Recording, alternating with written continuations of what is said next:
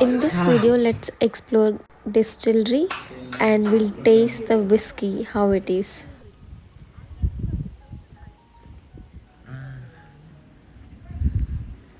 Language.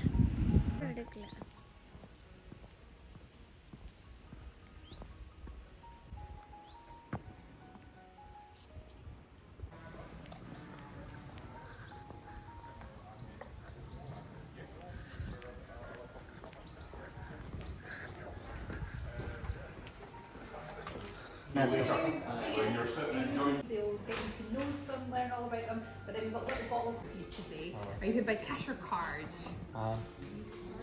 Yeah, card. Card? Sure, yeah, so card's right here whenever you're ready. Away at the moment. Holiday? Ah, lovely. Just staying in Edinburgh? No. No? Wherever you staying? These two in near Manchester. Okay. All right, We are from far away, like in Eastbourne. Okay. Ah, I see. Near to Brighton. Wow. Okay. Yeah. All the way from the south. Fantastic. Whilst you're up here, are you staying in Edinburgh? Scotland's sunniest and warmest region. Okay? Fact, alright? Right, we're true to form today, but always not necessarily the case, okay? But today is the all of the malts across the country will be relying upon them to send us all up on the full malting department.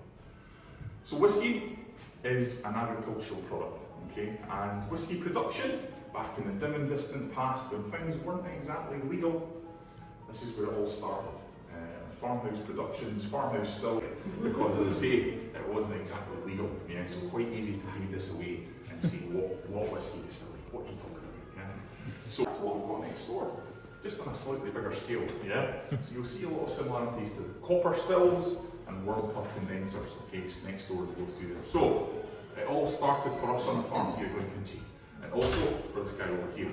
Okay, so let's go upstairs and we'll talk about that. Follow me.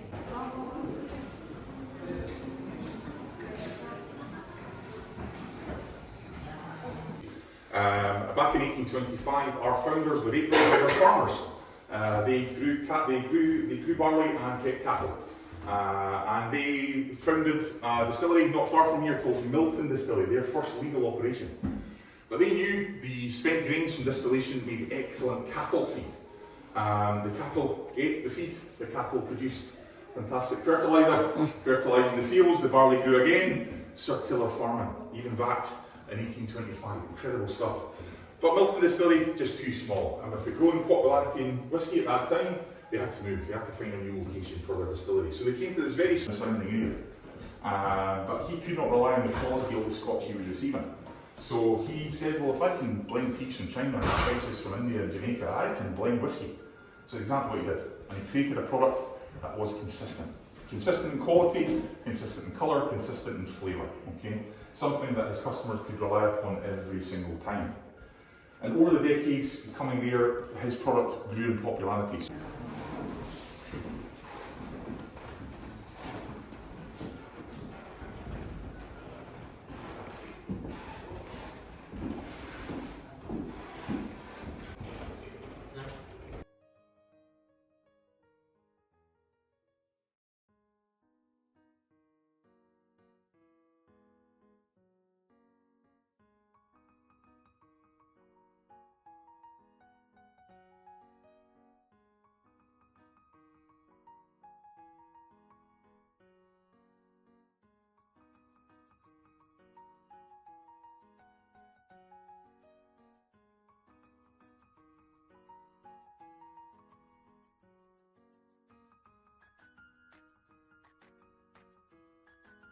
And see what you're getting there.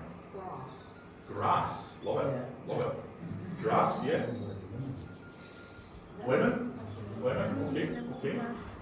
I had a comment earlier on, someone said it smells green. Green. I know there's certain people that can smell colours. I think that's really interesting. That's really interesting. Grass. Yeah. Grass. Grass. Greenery. Grass. Okay. Let's see what we're getting here. Okay. Let's see what we're getting here. So character number one was floral. Character number two, cut grass. You're absolutely spot on. Fantastic Moses. Yeah, got this. Yeah. Anyone else? Any ideas this side? You said it smells like house. Okay. Easter. Okay. Okay, so barley, salty, that sort of aroma. Let's see.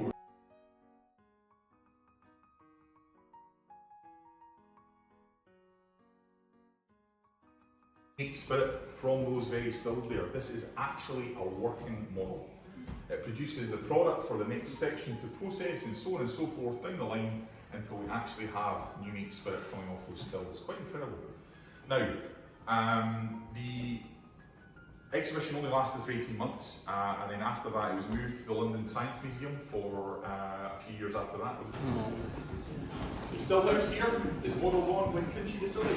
So the stills are exact replicas of what we still have next door in the distillery, and a few bits of the equipment as well. You'll notice the similarities in those. So yeah, why it's here, it came home, yeah, absolutely. Visitor Centre back in 2020. This is John Walker and Son's Strand Street warehouse. The thing is pretty impressive. You see a picture of it in the background here. It's pretty huge, sizable building. In here, the Walker brothers had their maturation facilities, their vatting, they blended on site as well. They made their packaging and their bottles on site. Low ceilings and lots of low doors, so just mind your heads there. There are no hot surfaces today, we're not in production today, so you don't have to worry about that. You stay with me at all times. We're about to go out to the road. There's a small, very low traffic road out there. Yes, well, huge HGV or heavy goods vehicle will come on in here and park in this area here, full of malted barley, ready for the process of making whiskey. The malted barley is then placed into this malt receiver here, goes into our malt deposit next door into big silos ready for milling. Okay, so we're going to go in here, we're going to talk about the first few parts of the process. Okay, so follow me through. Yes.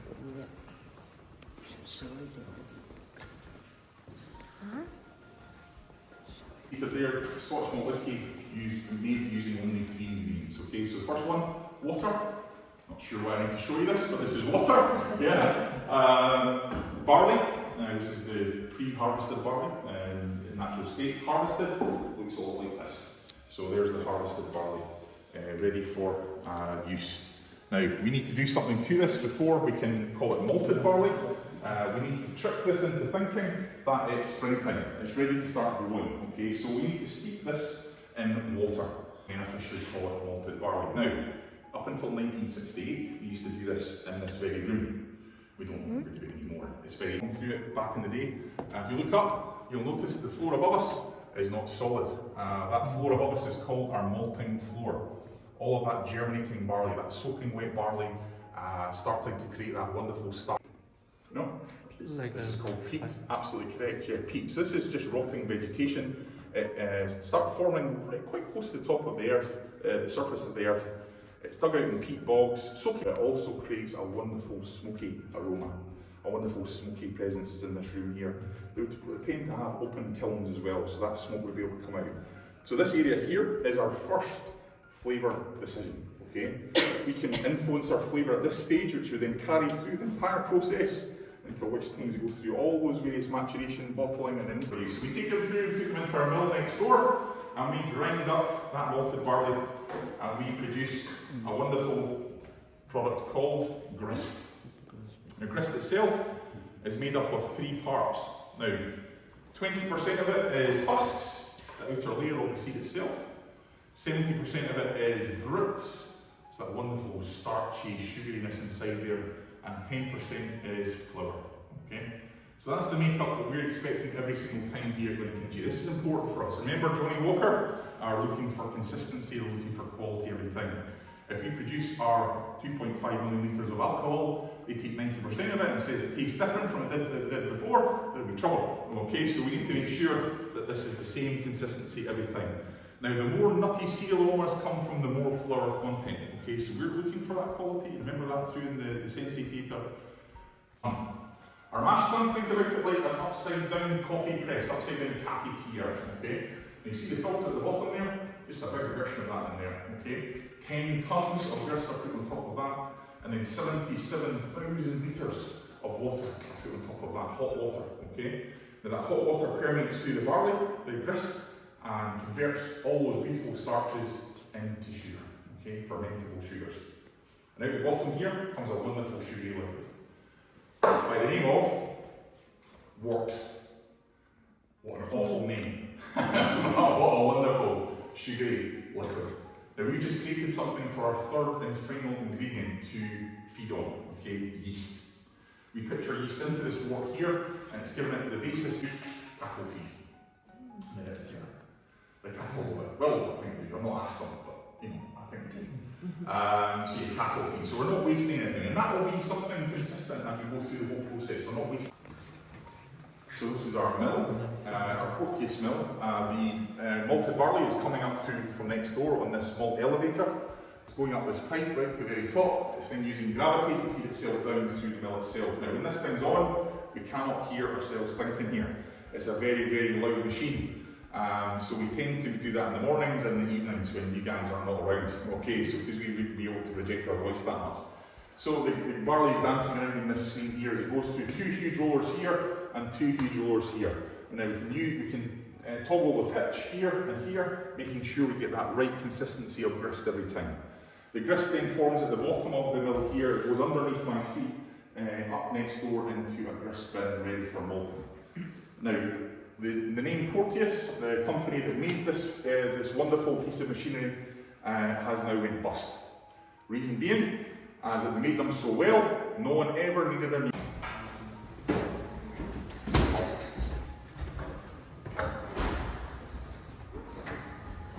Hard to touch.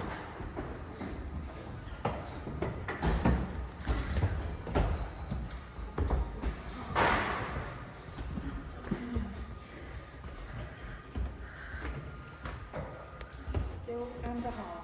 Yeah.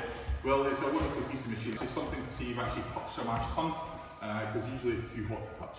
Anyway, this is the vessel that we'll take that grist in from our grist bins at the top there. We'll dump in 10 tons into the top there, and we'll then filter in 77,000 litres of hot water into this. Out the bottom of the filter will come that wonderful sugary wort, that sugary liquid coming out the bottom of this mash tun. If we were to picture yeast into it at this stage, we would simply kill the yeast. Too hot for us to pitch any yeast into at this stage. We need to cool it down. The way we do that is at the bottom of the stairs you'll see a little blue silver box down the bottom here. This is our heat exchanger. The worts come off the bottom. We're passed through heat exchanger. It does exactly what it says in the tin. It passes hot worts one.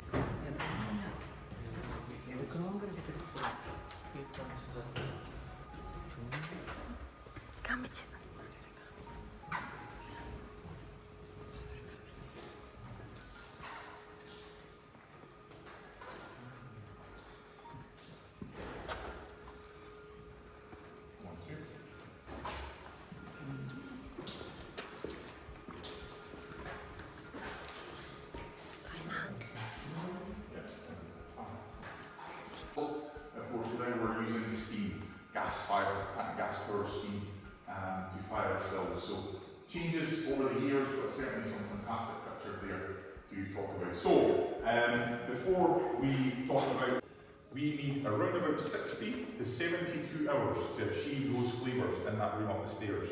During that fermentation time, those yeast and sugar interacting with each other will create those wonderful flavours in our first alcohol. If we were to keep it going for maybe 4, 5, 6 days, we would be in longer fermentation, we would be in the realms of pine leash there, okay, creating that lovely tropical fruit flavour. Lovely for them up there, not so good for us down here. Okay, we need that Lowland character, and we'll achieve that after that 72-hour period. So the yeast is wash. It's a very flat, a very strong, a very warm, when it comes off those fermentation tubs up there, beer-like substance. Okay, 8% alcohol by volume. Okay, now 8% is no good for us. We need more, we need to intensify those flavours. So how we do that is we'll use our copper stills next door in our still house, which we'll see in a second, and we'll take our wash and we'll put it into our wash still, our first copper still. I'll come round and I'll spray some in your hands. Good to you.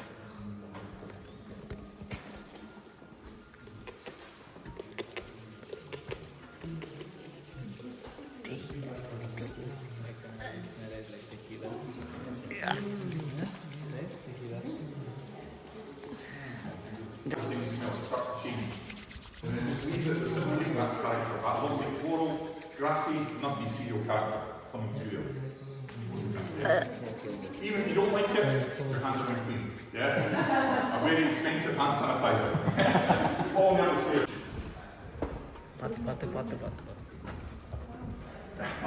Yeah. Well, Going off, it's probably going to need more paint than anything else up here. I'll explain why we're on production in a moment, but these aren't filled with any fermenting alcohol right now. They're all just filled with water to keep the wood watertight. We're not in production at the moment because we're in something called silent season. We just came out the other end of it at the end of July, but there's still a few little tweaks they're doing at the moment just to make sure everything's working well. So within the next couple of days, hopefully we'll be back up and running again. So those normal smells will start to come back to the distillery that we've so missed over the last almost 2.5 months now. Okay, so welcome to our tun room, our fermentation room, home to our 6 washbacks, our 6 fermentation vessels. Each one of these vessels can hold up to 40,000 litres of that wort and the yeast being added to it as well, eventually making our first alcohol after that 72-hour fermentation period. Every single one of these will be at different stages of fermentation, depending on when they were put into the washback itself. That's lending itself to the process we follow here of batch distillation. So we're emptying one, filling it back up again, going into the next one, emptying that, so on and so forth, as we go around the whole room here. So this is giving us enough to keep ourselves going 24 hours a day, 5 days a week at the moment. So these vessels.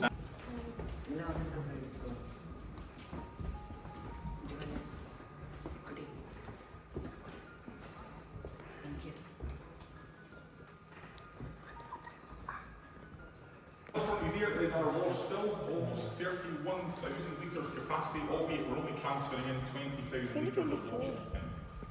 This still is actually the biggest still in mainland Scotland. So you will not see a bigger still on mainland Scotland than this one. We're very, very proud of that. Now, this is making our low wines, our second alcohol, 23% alcohol there. The alcohol vapours travelling up the still, down the line arm here into our warmed up process occurs. Coming off that still are those new made spirit, 70% alcohol by volume, time to put that into cask and let it mature, then eventually turn into whiskey. Yeah. So both these stills after distillation, I mentioned those dregs of distillation that were getting pumped half a kilometre up the hill with that steam engine.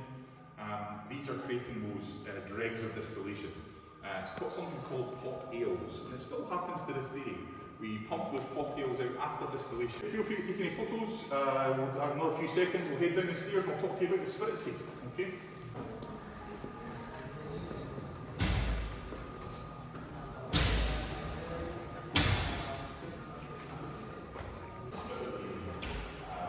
You notice here the padlocks on the spirit safe here.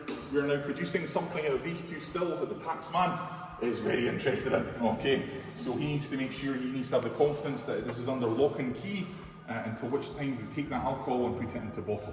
Okay, we're not going to pay any duty or tax until which times we take that whiskey and put it into bottle. The process of maturation I'll explain in a second when we're back in the visitor centre. But our low wines come through this section of the spirit safe here. That's coming off the first still there. The operator who sits there can come up and he can test the alcohol quality, the strength of the alcohol. He can test using measures there to test the gravity of the alcohol, making sure. There, we're still using the Kinchie burn or Kinchie stream for our cooling water, so we're still using the stream for something. Still using it for cooling waters in there. So yeah, quite an important part of the process. In the background there as well, you'll see our chimney. This is no longer used for what it was built for. Our visitor centre used to be through those doors there, in fact, a very unassuming visitor centre, but we're now very proud of what we have here. Before we go in there and up to our maturation warehouse, I'm just going to point out the gable end of this building here. You notice the sandstone building, sandstone brickwork here. This is the original building from 1837. Now you see the thickness of the walls in the doorway there. You don't quite make them like that anymore, almost a metre thick. Come on in. We had our old visitor centre, so it's not quite finished yet. So just before we go up the stairs, we've still left a few little things as to what this place. Thank you.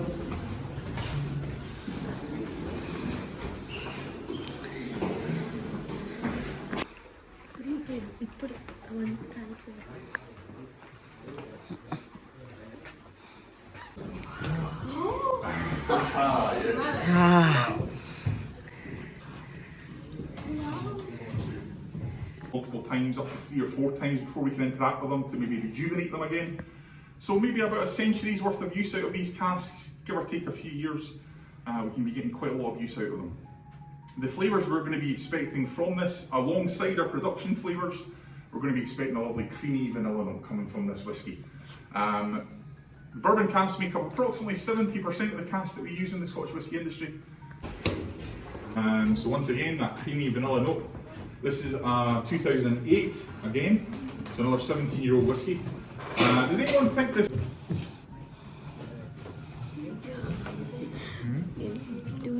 Lovely tannic sweetness, bitterness coming through there, a little bit of spiciness coming through there as well. So 15 ml.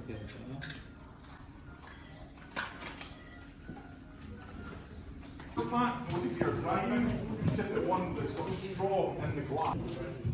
Drivers with the straws, yeah, drivers with the straws. Come on through.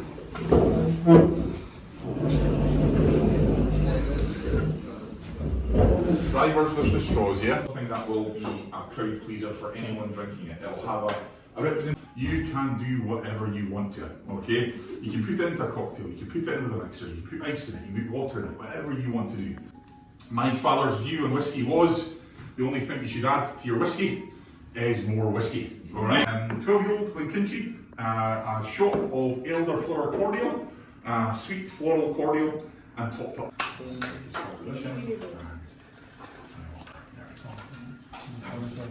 I've done it, and it as long as you get it packed well. It's not just us. Make sure you protect the back.